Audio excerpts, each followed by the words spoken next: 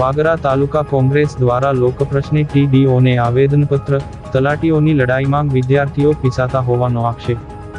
વાગરા તાલુકા કોંગ્રેસ પ્રમુખ આસિફ પટેલની આગેવાની હેઠળ કોંગ્રેસના હોદ્દેદારો અને સ્થાનિક આગેવાનો દ્વારા તાલુકા વિકાસ અધિકારીને આવેદનપત્ર પાઠવી પ્રજાલક્ષી અને વિદ્યાર્થીઓને નડતી સમસ્યાઓ અંગે રજૂઆત કરવામાં આવી હતી.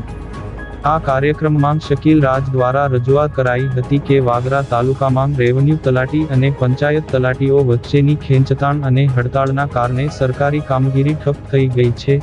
શાળા કોલેજોમાં એડમિશન અને શિષ્યવૃત્તિ માટે જરૂરી જાતિના દાખલા તથા સહી સિક્કા ન મળવાથી વિદ્યાર્થીઓ વંચિત રહે તેવી ગંભીર સ્થિતિ સર્જાઈ છે. નિયમ મુજબ આ કામગીરી મહેસૂલ તલાટીએ કરવાની હોય છે, પરંતુ સરકારી પરિપત્રના અભાવે સામાન્ય પ્રજા અને વિદ્યાર્થીઓ પીસાઈ રહ્યા છે, જેથી સરકારે તાત્કાલિક ઉકેલ લાવવો જોઈએ.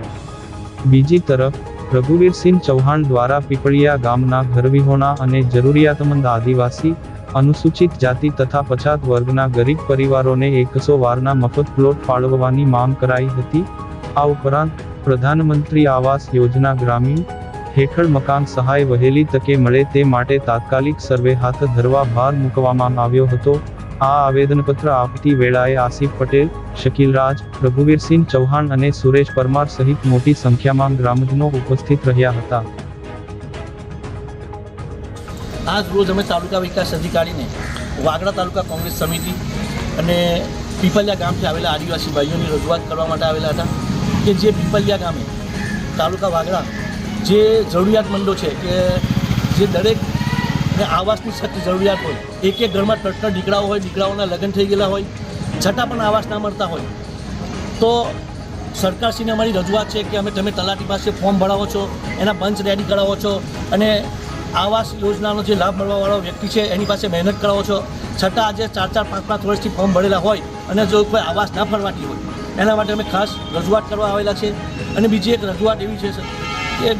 અમારી એવી હતી કે તલાટી મંડળ હડતાલ પર હોય, પણ બાળકો શિષ્યવૃત્તિ અને એડમિશન માટે વલખા મારતા હોય